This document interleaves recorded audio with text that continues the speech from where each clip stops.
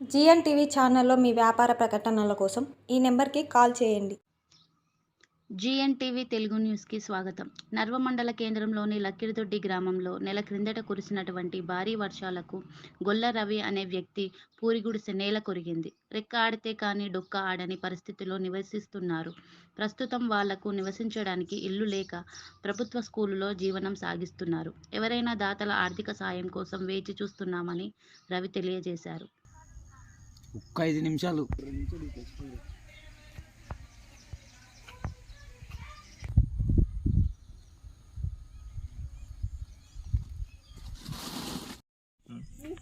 నర్వమండలంలో లక్కిడిదొడ్డి గ్రామంలో పోయిన నెల వచ్చినటువంటి భారీ వర్షాలకు ఇక్కడ ఉన్నటువంటి గొల్ల రవి అనే చిన్న గుడిసె పూరి గుడిసెలు నివసిస్తున్నాడు. ఆ నివసిస్తున్న గుడిసె మొన్న వచ్చిన భారీ వర్షాలకు కుప్పకూలడం జరిగింది. వాళ్ళు 2 పిల్లలు ఉన్నారు. అదేవిధంగా వాళ్ళు అసలు ఉండడానికి కూడా ఏది ఆదేరు లేనట్లా పోయింది. వాళ్ళు ఇప్పుడు ప్రస్తుతానికి డైలీ రెక్కాడితే కానీ డొక్కాడని స్థితిలో వాళ్ళు ఉన్నారు. వెంటనే తక్షణమే అధికారులు స్పందించి వెంటనే వాళ్ళకి ఆర్థిక సాయం చేయాలని కోరుతూ జిఎన్టీవీ రిపోర్టర్ నర్వ. ఇంటిని వచ్చే వరకు వర్షాలకు మొత్తం గుడిసె అంతా పడిపోయింది. ఇప్పుడు స్కూల్లో ఉంటున్నాము. ప్రస్తుతానికి ఏమి సహాయపడేటోళ్ళు కూడా ఎవరు లేరు. రేషన్ కార్డు లేదు మాకు. ఇంకో అబ్బాయి నడవడు. ఆ అబ్బాయికి పింఛన్ లేదు, ఆధార్ కార్డులు లేవు, మాకు ఏం లేవు. అన్నీ ఎక్కడివెక్కనే ఇదైపోయినాయి.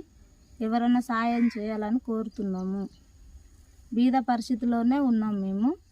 ఇప్పుడు ప్రస్తుతానికైతే ఎవరైనా సాయం చేయాలని కోరుతున్నాం. కూలి పోతున్నాము. కూలి చేస్తే ఉంది, లేకుంటే లేదు. ఇంకా ఏమిటి, మా ఆయన గుణంగా ఆరోగ్యం బాగలేదు, అబ్బాయి గుణంగా మంచిగా లేడు. మాకు ఫ్యామిలీకి సాయం చేయాలని కోరుతున్నాం. మా గుడిసె అంతా పడిపోయింది వర్షానికి.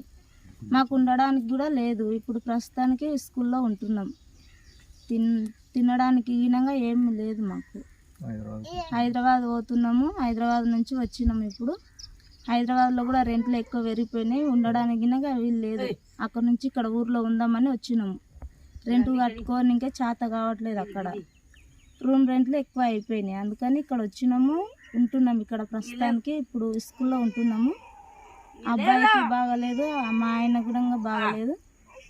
ఇక నేనైతే కూలి వెళ్తున్నాను. ఉండడానికి అయితే ఏం లేదు నాకు. ఏదైనా సాయం చేయాలని అనుకుంటున్నాను. మొన్న వచ్చిన వర్షం కోసమై మొత్తం పడిపోయింది. భారీ వర్షాల వల్ల అది పడిపోయింది, మొత్తం ఇదైపోయింది. మాకు సాయం చేయాలని కోరుతున్నాం.